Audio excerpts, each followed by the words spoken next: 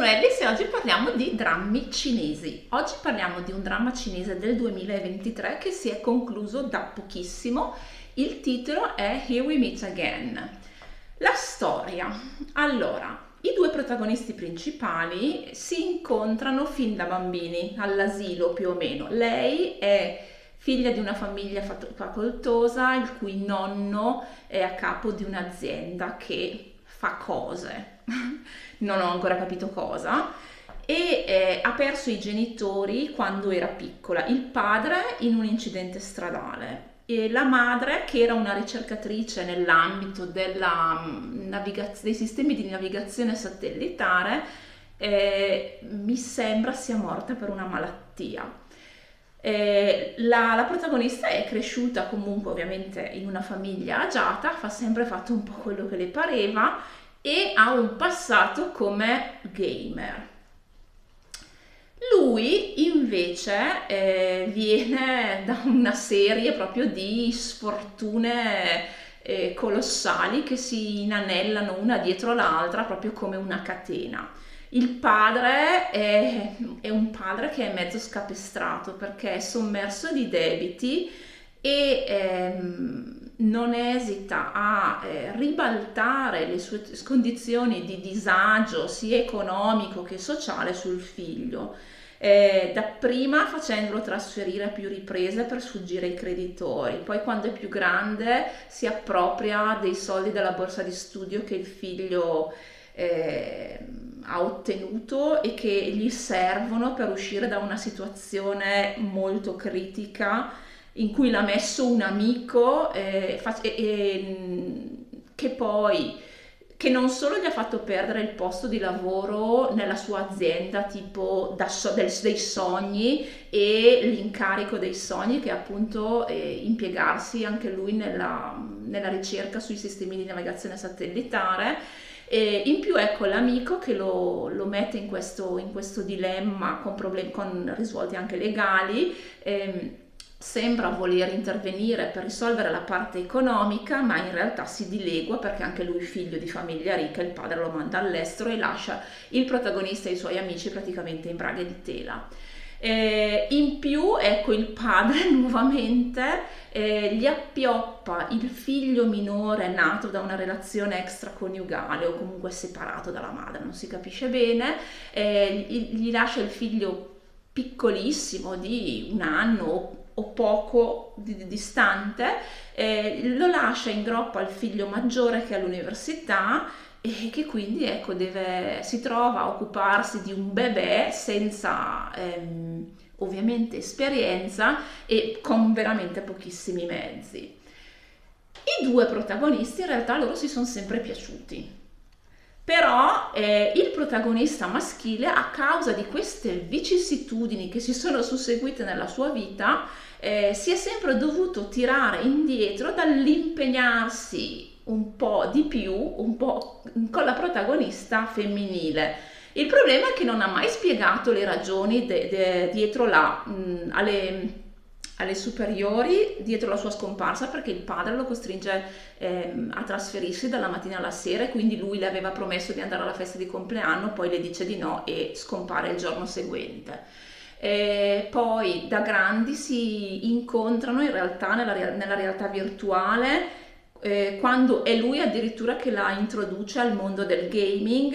Lei si invaghisce di nuovo di lui non sapendo che è lui, ma irrompe di nuovo il padre con il fratello più piccolo di cui lui si trova improvvisamente a doversi occupare e quindi lui deve scomparire di nuovo. E lei, quando si rincontrano all'inizio della storia, è rimasta scottata. Lei si è dichiarata, mi sembra un paio di volte, ma è sempre stata schienata in questo malo modo, nonostante anche da parte di lui ci fosse dell'interesse. Ripeto, le circostanze della vita di lui proprio l'hanno messo di fronte a delle scelte che l'hanno costretto a gostarla fondamentalmente. Però, ripeto, i due sono innamorati l'uno dell'altra. E quindi iniziano a collaborare nella stessa azienda perché Allora, l'azienda in cui lei arriva è un'azienda, diciamo, sussidiaria della grande azienda che possiede il nonno. E il nonno, che la vuole mettere alle strette perché si sposi, fa con lei una scommessa proposta dalla stessa protagonista, che dice: io vado in quell'azienda, cerco di risollevarle un attimino le sorti, però tu ce la smetti con questo discorso del matrimonio. In questa azienda, che naviga non in buonissime acque, incontra appunto lui che, pur essendo ovviamente un genio, cioè, ma cosa lo sto a dire a fare? Ovviamente il protagonista maschile dei drammi cinesi è un genio, cioè non può essere uno scappato di casa, deve essere sicuramente un genio. È stato scavalcato per posizioni un pochino più prestigiose all'interno dell'azienda dai cosiddetti figli, nipoti, parenti di altre personalità più in vista appunto all'interno della gerarchia aziendale. I due si trovano, si battibeccano e iniziano subito a flirtare fondamentalmente. Però ci mettono 20 episodi per mettersi insieme. Gli episodi totali sono 32. 20 episodi in cui si susseguono malintesi a cui lei, vuoi perché scottata dal passato, vuoi perché gli scrittori non riescono a creare una personalità femminile che si prenda la briga di confrontarsi con la controparte di cui si dichiara innamorata, affronta ovviamente nella maniera peggiore. Prima vede una foto di lui con un'altra tizia, sente delle voci di passanti ignari e invece di sincerarsi sulla veridicità di queste informazioni o chiedere a lui delucidazioni in merito, decide di inalberarsi su se stessa e di smettere di rivolgergli la parola. Prima, poi scopre che lui era la persona online di cui lei si era innamorata e che l'aveva piantata proprio come una pera secca dopo che lei aveva tentato di incontrarlo. Circostanza che, vi ricordo, era successa in concomitanza con l'arrivo del fratello minore nella vita del protagonista. Fratello minore che aveva, cioè era veramente un infante, 1 anno forse, o poco più o poco meno. E di nuovo lei, scoprendo la sua identità e tutto quello che gli aveva anche raccontato nelle circostanze di questa conoscenza, si inalbora e smette di parlargli. Pur dopo aver saputo i casini a cui il padre di lui l'aveva sottoposto, comunque l'aveva forzatamente obbligato, cioè chiamandolo a prendersi delle responsabilità che un po' per la condizione di figlio, un po' per l'età molto giovane, cioè non sarebbero dovute essere di sua competenza, ecco. E invece no, lei entrambe le volte sceglie proprio la via peggiore, ovvero la non comunicazione e la perpetrazione del malinteso.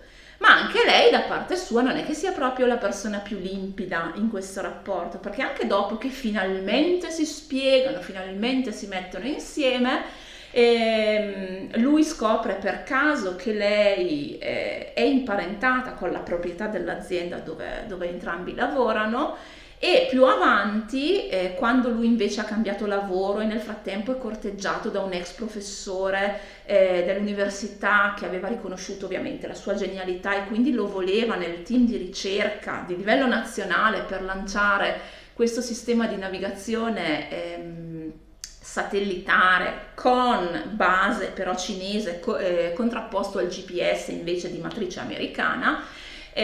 Cosa succede? Lei a un certo punto, per circostanze esterne, deve occuparsi dell'azienda principale del nonno che sta affrontando una crisi dovuta al fatto che uno dei manager, dei soci, ha fatto praticamente uno scisma e si è portato dietro gran parte dei tecnici. E siccome il settore di competenza di questa azienda è estremamente tecnico e queste persone che lo scismatico si è portato con sé sono altamente specializzate e sono anche difficili da rimpiazzare. Lui, che nel frattempo lavora in un'altra ditta, ma poi deve andare nell'istituto aerospaziale per appunto il progetto di livello nazionale, decide di rinunciare o perlomeno sembra voler rinunciare a quello che in realtà è il sogno di una vita per aiutare lei, che non gli ha detto le difficoltà che sta affrontando l'azienda, e non gliel'ha detto perché sa che quello dell'agenzia aerospaziale è è il sogno di lui da una vita, e quindi non si vuole mettere in mezzo. Lui ovviamente si inalbera, ma poi ovviamente, siccome è genio, riesce a entrare nell'azienda di lei come CFO e rimettere a posto le cose. Poi però era impiegato nell'azienda altra in cui era passato dopo i 5 anni, nell'azienda sussidiaria di lei, ma non si capisce perché scambio, sta di qua, sta di là, riesce alla fine ad approdare finalmente all'agenzia aerospaziale e a fare il lancio di questo satellite che svolterà le sorti appunto del sistema di navigazione satellitare. E vissero tutti felici e contenti, possiamo dire così alla fine. Allora, avrei voluto che mi piacesse di più, ma in realtà la realtà è che ho fatto veramente molta fatica ad andare avanti. E gli attori, i protagonisti prima degli attori. Allora, no, gli attori, e la chiudiamo subito. Gli attori, secondo me, hanno fatto un buon lavoro con il materiale che avevano a disposizione. Lei a me non fa impazzire come attrice, la trovo molto stereotipata, molto limitata nel suo range interpretativo. Però porta a casa il risultato, non posso dire che sia stata inespressiva oppure eccessivamente piatta. Non brilla per poliedricità, però obiettivamente riesce a svolgere il suo ruolo in maniera credibile. Lui a me piace molto come attore, l'ho visto già in altri ruoli, e vabbè, a parte il fatto che è un bell'attore, che ve lo dico sempre, cioè la bellezza fisica dal punto di vista recitativo aiuta fino a un certo punto, perché se uno è bello ma è un tronco di pino, ragazzi miei, un tronco di pino rimane. Invece lui a me piace, secondo me è un attore estremamente carismatico, che proprio quando è in scena riesce a polarizzare l'attenzione, e riesce a farlo non solo per la bellezza, perché ce ne sono altri ugualmente belli che non sono così carismatici, ma anche perché ha comunque un'espressività, una sottigliezza interpretativa che oltrepassa lo schermo. Detto questo, i personaggi hanno da entrambe le parti delle grandi pecche. La più grande appunto è questa mancanza di comunicazione che all'alba dei 27 anni che entrambi dovrebbero avere, secondo me dovrebbero avere un po' superato. Un po' anche per le loro storie, perché ripeto, lei è orfana dei genitori, è vero che è sempre stata un po' protetta dal nonno e da questa situazione economica comunque di benessere, però c'è un po' più di apertura, soprattutto verso la persona che dici di cui dici di essere innamorata, e invece riesce solo a mettere in atto un po' di sotterfugi e bugie, quei teatrini e quelle pantomime per stuzzicare un po' l'attenzione di lui, ma non riesce mai a crescere proprio come mentalità, che si prende anche le responsabilità di quello che sente e di quello che vuole sentirsi dire dall'altra parte. A un certo punto, ecco, quando lui appunto deve affrontare il dilemma se aiutare lei o seguire il sogno di una vita, lei si, fra virgolette, sacrifica, ma poi viene fondamentalmente bypassata da lui, che va dal nonno e gli dice: io sono la persona giusta e quindi lo faccio, e in barba al mio sogno, in barba al fatto che per tutta una vita mi sono dovuto sacrificare per gli altri. Ci sta come scelta, ma deve essere una scelta condivisa. Invece no, non è condivisa per niente, viene di nuovo imposta da una parte all'altra. E anche lui dalla sua parte non è che sia proprio il più aperto possibile. Allora, se da ragazzo è comprensibile il fatto che non riesca a gestire il carico enorme di responsabilità responsabilità che gli viene messo sulle spalle. Dall'altra, una volta diventato adulto, e lui lo è diventato, ripeto, per le circostanze a cui la vita l'ha messo di fronte già fin da giovane, quando è con lei ha un po' questo atteggiamento da padre che tende a schermarla dalle difficoltà della sua vita e non a interagire con lei come una sua pari. In più ci sono un paio di scene che a me non sono piaciute per niente, in cui loro sono litigati, cioè sono in un momento di crisi appunto dovuto a questi grandi picchi di equivoco e di non comunicazione tra le due parti, e lui pensa di risolvere tutto con un super limone. No, cavolo, dai, c'è un po' di più di maturità, di senso di responsabilità, di apertura, di comunicazione. Ecco, tutto si risolve a quello. Personaggi secondari, cioè allora nella prima azienda in cui loro si trovano, nella sussidiaria, cioè praticamente nessuno fa mai una cippa, perché i colleghi sono veramente una fonte di gossip, in particolare uno che sarebbe più o meno la seconda coppia, ma livello di empatia suscitato nello spettatore, nella fattispecie me, c'è zero, perché è infantile, poi sempre pronto a diffondere notizie su altri che io trovo veramente di una insopportabilità e di una mancanza di rispetto profondi. Eppure sono scene, cioè sono dinamiche che spesso si trovano nei drammi che hanno come setting la vita dell'ufficio, che poi l'ufficio sia di una multinazionale che crea sistemi di navigazione satellitare, piuttosto che videogame, piuttosto che, pensate voi, al nome di un'azienda super mega prestigiosa, poco cambia, cioè le dinamiche che vengono presentate sono sempre quelle, cioè gente che in ufficio sembra che si giri i pollici dalla mattina alla sera, che non ha assolutamente il senso dei confini sani e rispettosi dell'interazione personale, domande veramente indiscrete e di nuovo non rispettose, tutto in nome di siparietti comici che tanto comici non sono. La reiterazione di nuovo del misunderstanding, della non comunicazione, che diventa veramente stantia nel corso degli episodi.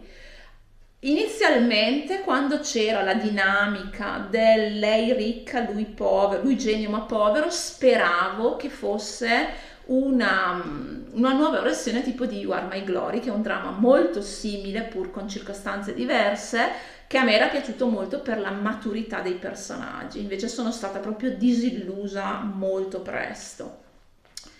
E quindi, cioè, ripeto, ho fatto molta fatica a finirlo, a portarlo avanti, ma perché proprio la scrittura lascia proprio il tempo che trova. L'ho trovata una scrittura estremamente pigra, che si perde in cliché realizzati in maniera superficiale, perché il problema non è tanto il cliché o la riproposizione di uno stesso schema di comportamento, il problema è come viene fatto, perché cioè, il cliché, il trope di Cenerentola l'abbiamo visto declinato in 100.000 salse, eppure se è fatto bene crea nello spettatore anche un senso quasi di conforto, perché è uno schema conosciuto.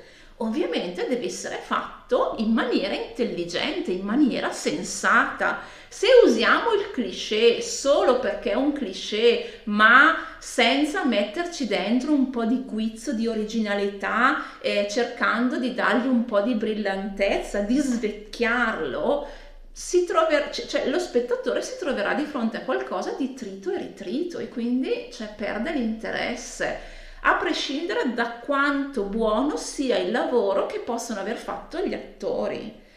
E quindi io, non posso dire neanche che le scene di coppia sollevino la situazione generale, perché sono molto frammentate e spesso vengono incanalate in questo schema appunto del misunderstanding portato avanti proprio senza uno scopo di maturazione, ma fine a se stesso, fine al tirarla lunga.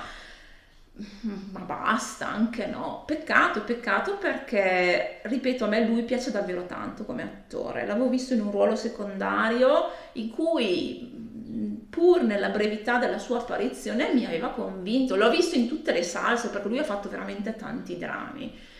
E qua secondo me è stato un po' uno spreco di potenzialità, sia dal punto di vista dell'attore, sia dal punto di vista della trama, perché comunque avrebbero potuto gestire certe dinamiche, certi conflitti in maniera costruttiva per i personaggi, invece rimane tutto molto, molto banale e molto ripetitivo e per me personalmente è un grandissimo peccato.